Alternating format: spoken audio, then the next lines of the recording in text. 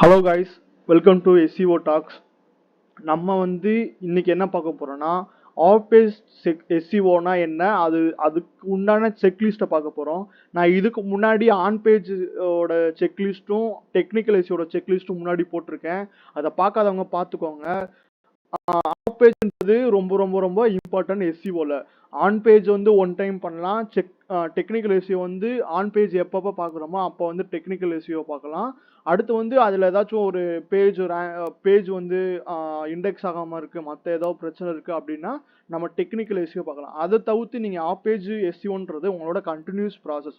So of பேஜை நம்ம எப்படி பண்ண போகிறோம், அதுக்கு என்னென்ன பண்ணணும் அப்படின்றத நான் இன்னைக்கு கொஞ்சம் டீட்டெயிலாக பார்ப்போம் சொல்ல போகிறேன். நம்ம டீட்டெயிலாக பார்ப்போம். ஃபஸ்ட்டோட ஸ்டெப் என்னன்னா, create unique content. It involves crafting original and compelling articles, infographics, videos to enhance your website authority and attract valuable backlinks for higher search engine rankings. அப்படின்னா ஒரு யூனிக் கண்டென்ட் அது ஆர்டிக்கலாகவும் இருக்கலாம், பிளாக்காக இருக்கலாம், இல்லைன்னா இன்ஃபோகிராஃபிக்ஸாக இருக்கலாம், இல்லைன்னா வீடியோஸாக கூட இருக்கலாம். ஸோ உங்கள் கண்டென்ட் யூனிக் கண்டென்ட்டாக இருந்தால் உங்களோட வெப்சைட் ஈஸியாக ரேங்க் ஆகிறதுக்கு வாய்ப்பு இருக்குது. அடுத்து அதன் மூலியமா உங்களுக்கு பேக்லிங்க் கிடைக்க வாய்ப்பு இருக்குது. சரிங்களா? கூகுளுக்கு தேவை ஒன்றே ஒன்று தான், அது யூசர் பேஸ்ட் மட்டும்தான். அதுக்கு யூனிக்காக ஒரு கண்டென்ட் தேவை.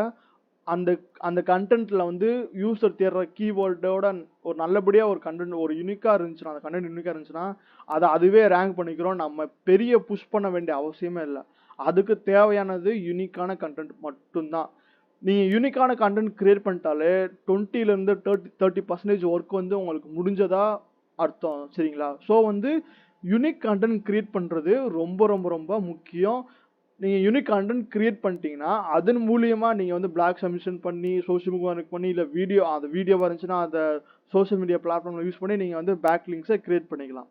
நெக்ஸ்ட் பார்ட் என்னதுன்னா, competitor analysis. Competitor analysis in off-page SEO entails studying your competitor backlink profiles to identify high-quality backlink building opportunities, helping you replicate the successful strategies and engage your site search engine visibility. உங்களுக்கு நல்லா தெரியும் competitor அனாலிசிஸ்னா என்னன்னா, competitor எதில் work பண்ணியிருக்கான், எந்தெந்த கீவேர்டுக்கு work பண்ணியிருக்கான், சரிங்களா, எந்தெந்த கீவேர்டுக்கு ரேங்க் பண்ணியிருக்கான், எந்தெந்த வெப்சைட் மூலமா பேக்லிங்க் கெயின் பண்ணியிருக்கான். ஸோ இது ஃபுல்லாமே அனாலிசிஸ் பண்ணுறது தான் காம்படிட்டர் அனாலிசிஸ். உங்களுக்கு யூபர் சஜஸ்ட் SEO டூல் தெரியும், செம்ரஸ் SEO டூல்ஸ் தெரியும், இன்னும் நிறைய வெப்சைட் டூல்ஸ் இருக்குது. ஸோ அந்த மாதிரி டூல்ஸ் ஒரு ப்ரோ வெர்ஷன் ஆனாலோ இல்லை ஃப்ரீ வெர்ஷன்லேயே ஒரு லிமிடெட் வெர்ஷனாக என்ன இருக்குன்னா, காம்படிட்டர் அனாலிசிஸ் அப்படின்ற ஒரு பார்ட் இருக்கும். அதில் போனீங்கன்னா உங்கள் காம்படிட்டர் வெப்சைட்டை போட்டிங்கன்னா அவன் எதில் பேக்லிங்க் பண்ணியிருக்கா, எந்தெந்த கீவேர்டுக்கு ரேங்க் பண்ணியிருக்கான் அப்படின்ற டீட்டெயில்ஸை நீங்கள் எடுக்க முடியும். இதே ப்ரோ வெர்ஷனாக ஃபுல் டீட்டெயில்ஸும் கொடுத்துருவான், நீங்கள் நிறைய யூஸ் பண்ணிக்கலாம். ஸோ காம்படிட்டர் அனாலிசிஸ் தான் ஆஃப் பேஜில் உங்களுக்கு ஒரு முக்கியமான ஸ்டெப்பு யூனிக் கண்டென்ட்டுக்கு அடுத்து. சரிங்களா? ஸோ இந்த மாதிரி கீவேர்டு என்னென்ன ரேங்க் பண்ணியிருக்கா, எந்தெந்த வெப்சைட்டில் பேக்லிங்க் கெயின் பண்ணுறான் அப்படின்றது உங்களுக்கு தெரிஞ்சுன்னா நீங்கள் அதே வெப்சைட்டில் போய் நீங்களும் அந்த வெப்சைட்டை யூஸ் பண்ணி நீங்களும் பேக்லிங்க் கிரியேட் பண்ணிக்கலாம். ஸோ இது பேர் தான் காம்படிட்டர் அனாலிசிஸ். அடுத்து லிங்க் பில்டிங் ஸ்ட்ராட்டஜி. நான் உங்களுக்கு முன்னாடி சொன்ன மாதிரி தான், ஒரு எப்பவுமே ஒரு SEOவில் SEOக்கு ஒரு பிளானிங் இருக்கணும். பிளானிங் இல்லாமல் நீங்கள் SEO வேலையை ஸ்டார்ட் பண்ணக்கூடாது எந்த வெப்சைட்டுக்கும். ஸோ ஆன் பேஜ் என்னென்ன பண்ண போகிறோம், ஆன் பேஜுக்கு என்னென்ன பண்ண போகிறோம், டெக்னிக்கல் SEOக்கு என்னென்ன பண்ண போகிறோம், ஆஃப் பேஜில் என்னென்ன பண்ண போகிறோம். ஃபஸ்ட்டு காம்படிட்டர் அனாலிசிஸ் பண்ணணும். காம்படிட்டர் அனாலிசிஸ்லேருந்து லிங்க் பில்டிங் எப்படி பண்ண போகிறோம், ஆன் பேஜ் இது சோஷியல் புக் மாதிரி பண்ண போகிறோமா, பிளாக் சப்மிஷன் பண்ண போகிறோமா, ஆர்டிகல் சப்மிஷன் பண்ண போகிறோமா, இல்லை ஃபோரம் சப்மிஷன் பண்ண போகிறோமா அப்படின்றத நீங்கள் ஒரு ஒரு பிளான் வச்சாதான் நீங்கள் அது மூலிமா நீங்கள் உங்கள் வேலையை ஸ்டார்ட் பண்ண ஆரம்பிக்கும். So link building strategy in off page SEO outlines planned approach to acquire authority and relevant backlinks, boosting a website credibility and improve its search engine ranking. It involves outreach, content creations, networking to secure valuable links.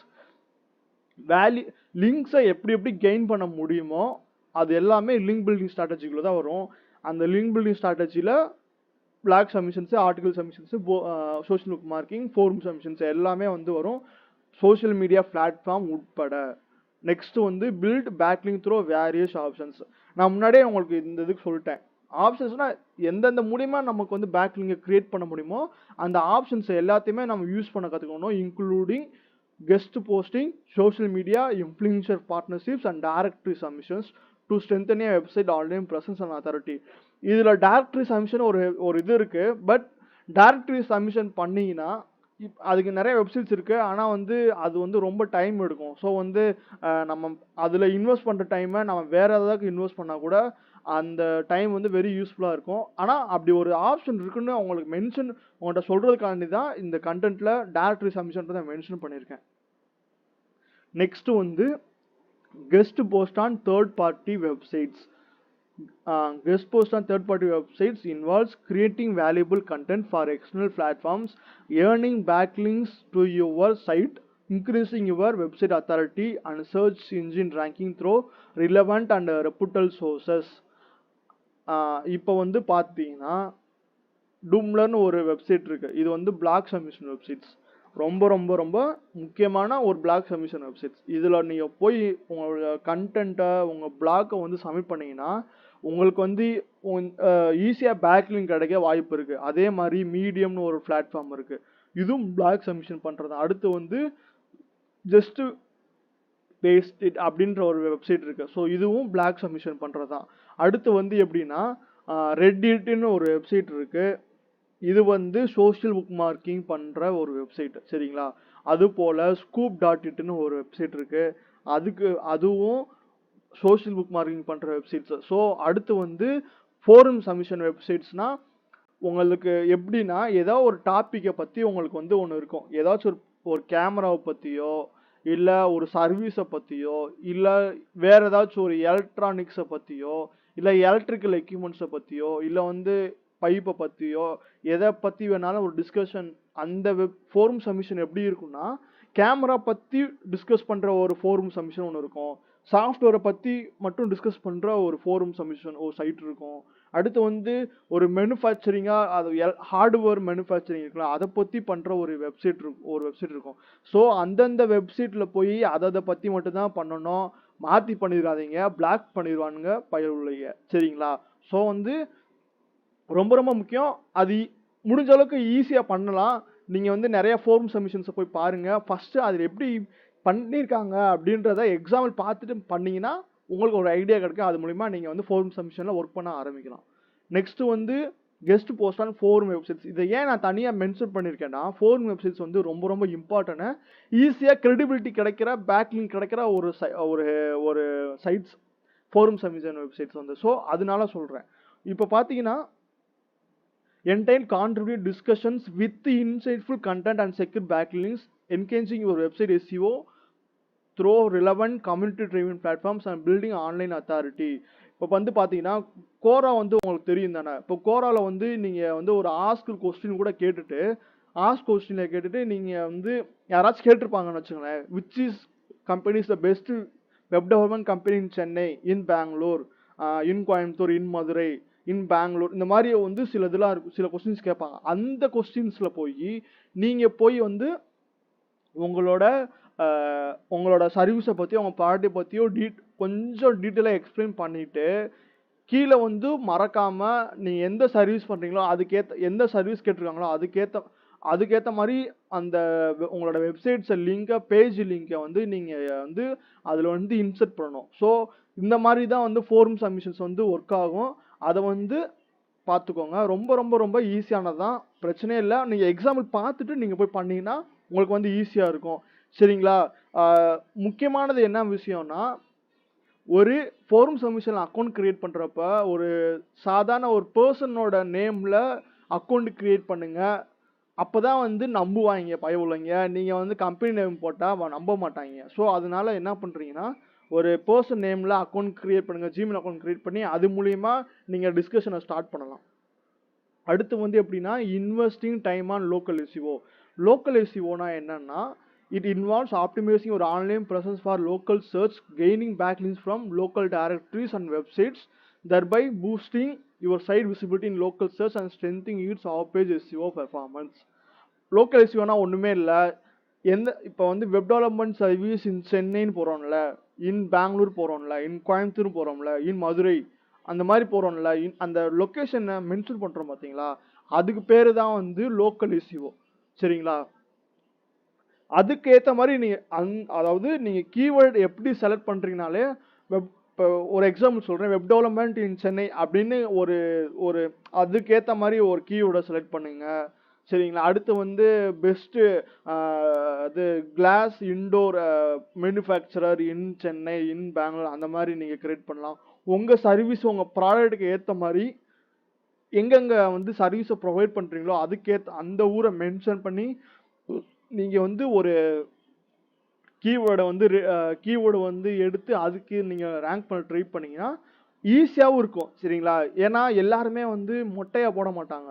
இப்போ வந்து சென்னையிலேருந்து தேடுறாங்கன்னா சென்னையில் என்ன company இருக்குது, இந்த இந்த product வந்து சென்னையில் யார் பெஸ்ட்டாக ஆஃபர் பண்ணுறா அப்படின்ற மாதிரி தான் போடுவாங்க. இது இது இங்கே மட்டும் இல்லை, எல்லா ஊர்க்காரனும் அப்படி தான் தேடுவான். ஸோ வந்து லோக்கல் எஸ்இஓ வந்து உங்களுக்கு வந்து ரொம்ப முக்கியம்.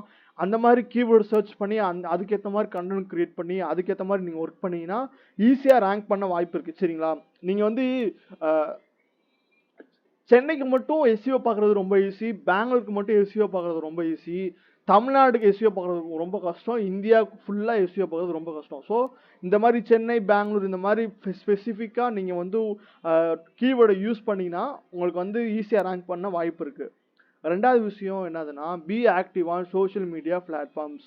அதாவது எப்படின்னா, எல்லா வெப்சைட்டும் எல்லா கம்பெனிக்காரனும் சோஷியல் மீடியாவில் ப்ரெசன்ஸாக இருப்பான்னு நம்ம சொல்ல முடியாது. ஆனால் ப்ரெசன்ஸாக இருக்கணும் இது இப்போ இருக்கிற நிலைமைக்கு. ஏன்னா சோஷியல் மீடியா பிளாட்ஃபார்ம்ன்றது ரொம்ப ரொம்ப பவர்ஃபுல் பிளாட்ஃபார்ம்ஸ். ஈஸியாக ஒரு விஷயத்த, ஒரு சர்வீஸை, ஒரு ப்ராடக்டாக நம்ம ஈஸியாக யூஸர் கொண்டு போக முடியும். ஸோ அந்த மாதிரி ஒரு வாய்ப்பு இருக்கிறப்ப நம்ம அதை வந்து கண்டிப்பாக யூஸ் பண்ணணும். யூஸ் பண்ணலைன்னா நம்மளை மாதிரி முட்டாள் யாருமே கிடையாது. ஸோ அந்த வாய்ப்பை நீங்கள் பயன்படுத்திக்கிறணும்.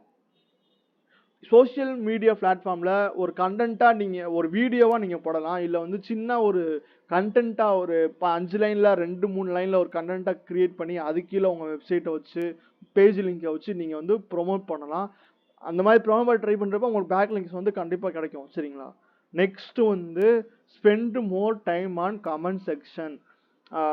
ஃபோரம் சப்மிஷன் சொன்னேன்ல, ஸோ அதில் போய் நீங்கள் வந்து டிஸ்கஷன் பண்ணுறப்ப ஒரு தடவை உங்கள் ப்ராடக்டை வச்சு ஏதோ பண்ணிட்டீங்க, ஏதோ பேக் லிங்க் வச்சு அதை வச்சு ஹைப்பர் லிங்க் வச்சு இன்சர்ட் பண்ணி ஒரு இது பண்ணிட்டீங்கன்னு வச்சுங்களேன். ஆனால் ஃபோரம் சப்மிஷனில் என்னன்னா, நம்மள மாதிரி இருப்பாயின்னு சொல்ல முடியாது, சில பேர் உண்மையான யூசர்ஸாக கூட இருக்கலாம். அதுக்கேற்ற மாதிரி அவங்க வந்து உங்கள்கிட்ட வந்து டவுட் கூட கேட்கறதுக்கு வாய்ப்பு இருக்குது. உங்கள் கம்பெனி இந்த மாதிரி பார்த்தேன், இந்த மாதிரி டவுட் இருக்கு, இதுக்கு என்ன ஆன்சர் அப்படின்ற மாதிரி கேட்கறது கூட வாய்ப்பு இருக்குது. அந்த நேரத்தில் நீங்கள் வந்து என்கரேஜாக இருந்தீங்கன்னா உங்களுக்கு வந்து அது வந்து கன்வர்ஷனாக வாரது கூட வாய்ப்பு இருக்குது உங்களுக்கு வந்து.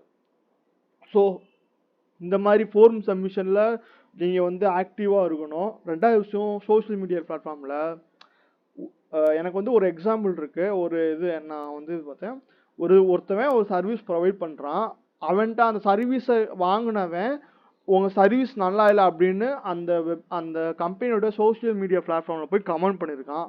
ஆனால் அந்த கம்பெனிக்காரன் என்ன பண்ணிட்டான்னா, அவன் வந்து ஒரு காம்படிட்டர், அதனால தான் இந்த மாதிரி நெகட்டிவாக ரிவ்யூஸ் பண்ணுறான், கமெண்ட் பண்ணுறான் அப்படின்னு அவன் மேலே திருப்பி விட்டானுங்க. சரிங்களா? ஸோ உங்களுக்கு வர நெகட்டிவ் ரிவ்யூஸை, நெகட்டிவ் கமெண்ட்ஸை கூட நீங்கள் வந்து பாசிட்டிவாக மாற்ற முடியும்னா உங்களை அடிச்சுக்க இந்த டிபார்ட்மெண்ட்டில் வேறு யாருமே இல்லை. ஸோ அந்த மாதிரி எல்லா இடத்துலையுமே நீங்கள் வந்து சரியாக இருக்கணும். நீங்கள் சர்வீஸ் ஒழுங்காக பண்ணிட்டீங்கனாலே அந்த கமெண்ட் வரப்போகிறது இல்லை. சப்போஸ் மீறி வந்துருச்சுன்னா நீங்கள் இந்த மாதிரி உங்களால் சமாளிக்க தெரியணும். அதுக்கு நீங்கள் என்ன பண்ணணும்னா, உங்கள் கமெண்ட் எந்தெந்த மீடியா பிளாட்ஃபார்மில் இருக்கீங்களோ அதில் வந்து உங்களோட பார்வை இருந்துக்கிட்டே இருக்கணும். ஸோ அந்த மாதிரி ஒரு இது இருக்குது. அடுத்து வந்து build credibility among users. It requires establishing trust and authority through valuable content and reputable sources, encouraging organic backlinks, and boosting a strong online reputation for improved search engine ranking அப்படின்னு ஒன்று இருக்குது.